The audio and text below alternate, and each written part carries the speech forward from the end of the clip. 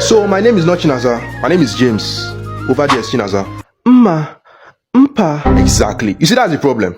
That's what this whole movie is all about. She thinks the chimpanzee is her mom and the snake is her dad and the giraffe is her uncle and the lizard is her grandpa, and I can go on and on about how she thinks every species in the Calabar rainforest is related to her by blood, even the mosquitoes. Fellow West African mosquitoes, get ready for a war. Europeans say they love the colonizers,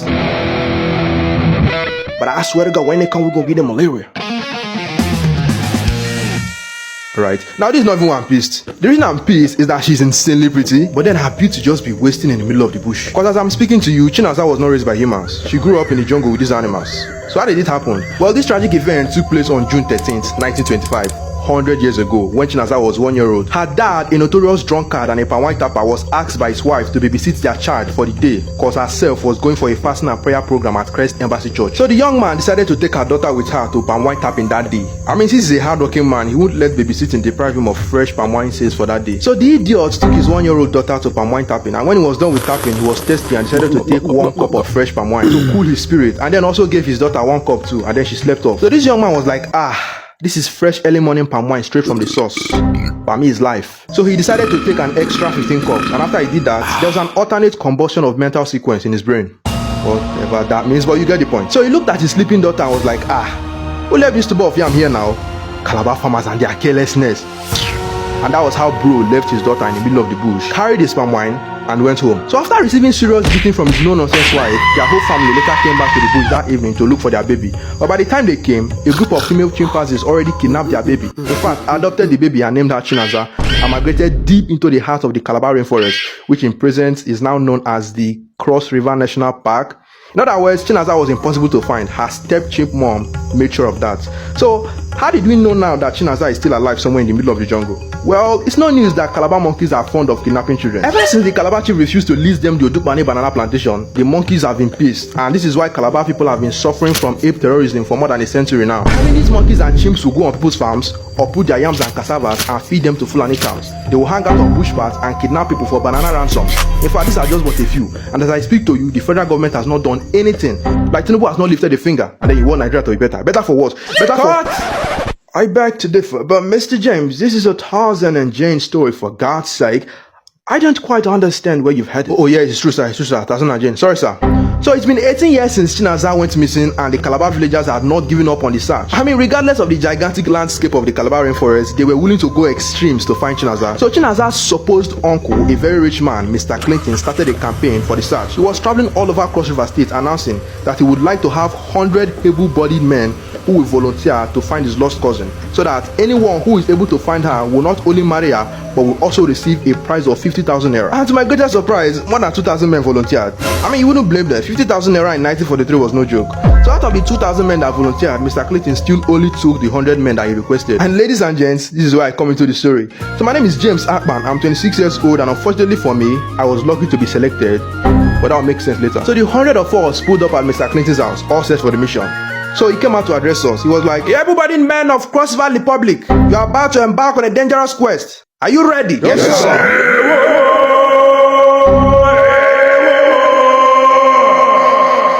And Mr. Clinton was like, who is that animal? And everybody pointed at me. Well, yes, it's true. I was the one that screamed. I mean, you can't blame me. I'm so excited and optimistic for this mission. Wanna know why? Well, back in 1923, when I was in KG3, our class teacher used to tell us the story about the legend of Tarzan and Jane. And I even lie, it was my favorite thing in school, which explains why I volunteered for this mission in the first place.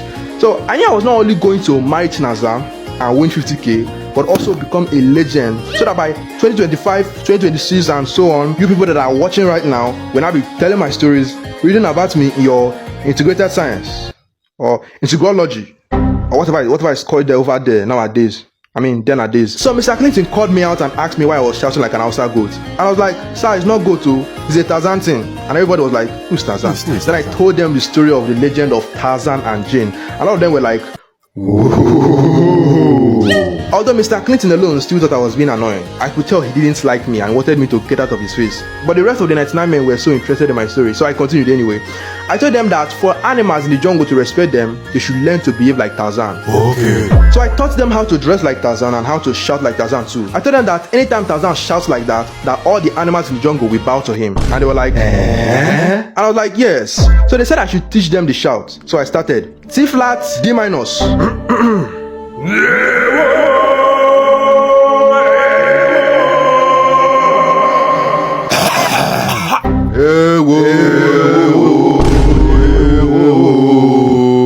I was like, no. That's F sharp. Meaning they f***ed it up. So I was like, let's go again. Activate your inner core. Let the spirit lead. Like this.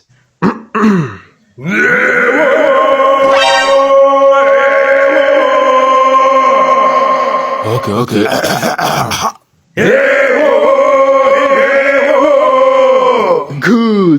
Good. And Mr. Clinton was like, animals. So after that, we all put on our Tarzan costumes. Dreadlocks? Check. Baggy panties? Check. 6 packs? Check. Although me, I only had like 2 packs. Wait. Not showing well. Sometimes it used to show, sometimes it not used to show. But if you look at it from one kind angle, see 2 of them. So I manage it. At least I'm better than this guy that used marker to draw his own. Also, men that didn't have natural dreadlocks rushed to buy wigs, and also older men that didn't have their own panties borrowed from their wives, just like that. Only Mr. Clinton remained on his own outfit, which was his old NYC uniform, since he didn't buy the whole Tarzan thing, or Hausa goat shit thing, according to him. So when we were about to leave, Mr. Clinton said I should stay in the front, since I was doing past myself, and of course I stayed in the front. But then this was my first time traveling past the farms and actually entering deep into the Calabar rainforest. So I didn't really know what we signed up for, because the deeper we went into the Calabar rainforest, the more my courage level was dropping. But nevertheless, we kept going. Our plan was to reach the middle of the forest together, then from there we would split ways and scatter abroad. So the first animal we encountered was a squirrel, and so we decided to test the Tarzan chorus. So I was like, D flat, T minus, let's go. Although the squirrel didn't bow, but it ran away, and we all were like, yes! I'm surrounded by idiots. So one of the men was like, Mr. Clinton, why are you not singing with us? And Mr. Clinton was like, singing?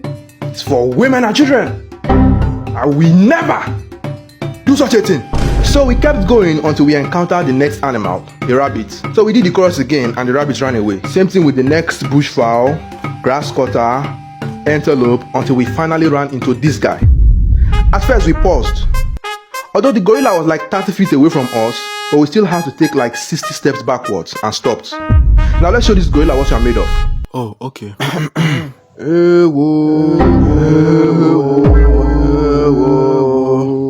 I was like, no, now that's F sharp. Where are your levers?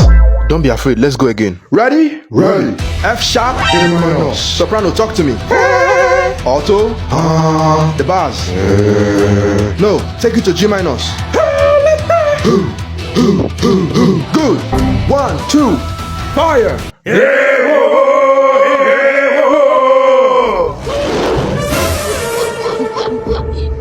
And then one guy was like, sir, I volunteer, sir. And then the rest of us was like, sir,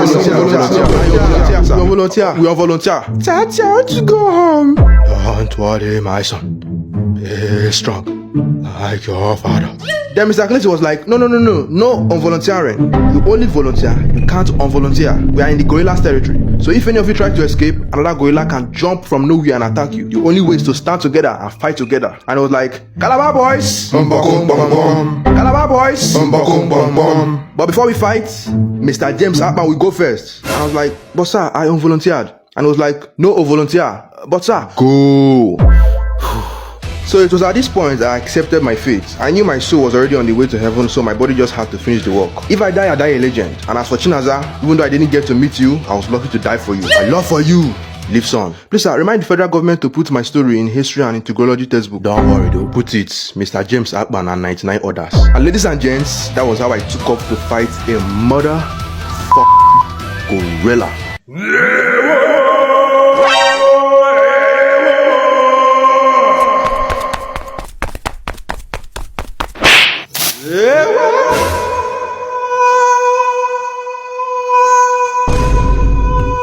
And so my brothers and sisters, that was how Mr. Clinton and 99 others ran away as soon as the gorilla slapped into the sky. So I was in the air for like 15 minutes straight, and I was in shock. So unknowingly to me, I was still shouting until finally I landed.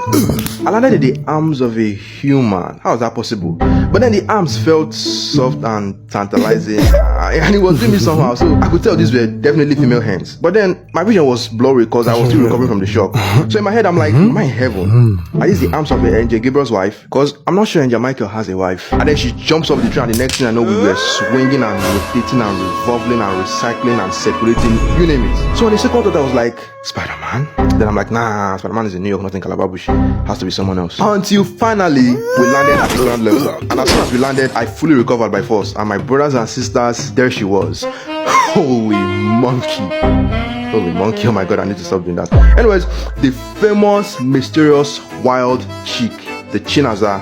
Although she was covered in animal skin and all that jungle vibe stuff, but bro, she bad like fire like beautiful, which explains the tantalizing arms I was feeling earlier. But again, let's focus, that I discussed. So I was like, hey Chinaza, we've been looking for you for 19 years. Oh yeah, come, let's go. Then one chimpanzee was like, ooh, ha, she go, you stay. Then I was like, what do you mean she go, I stay? Then Chimpanzee introduced herself as Mrs. Chichi, the chimp queen. Wow, now I see why she named Chinaza. So she said she was the one that kidnapped Chinaza 18 years ago. And ever since Chinaza discovered that she was human and has been asking to go live with her fellow human, she promised Chinaza that once she finds another cute looking human to adopt, that Chinaza will go. And today she has finally found me. And I was confused. I was like, who? Me? No. And Chimpanzee was like, there is nothing you can do about it. I have gorilla goons all over my territory, so don't even think of running. Biko, Chinaza, you are free to go, Mwam. Have a nice life, eh? Oh, mama. And as for you, my pretty baby boy, just pray your village people come to find you, because otherwise, it's me and you forever. Chiki. 2 worlds, 1 family. You know that song?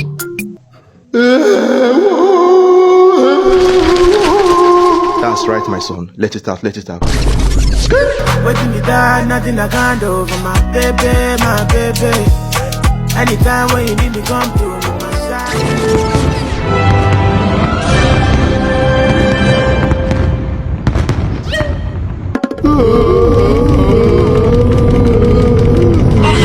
Daddy, look at them.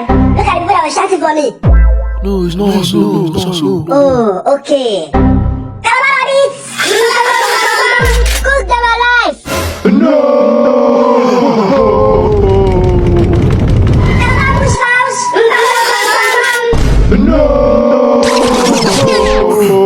No, it's okay. I've got this. Please, us, before you think of cooking us, please just hear me out. Please don't cook us cause we were just living. Because we are families. Trust me, sir, my wife just born. We gonna leave this place with speed. Pretty please. Sing it again. Okay, sir.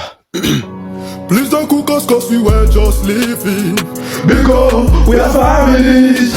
Trust me, sir, my wife just born. I found it. We gonna leave this place with speed. Pretty please. Shka. Wow. I mean, Stop. Okay. Fry them alive! Jesus is Lord. I still see your shadows in my room. Can't take back the love that I gave you. King of my jungle, move fast.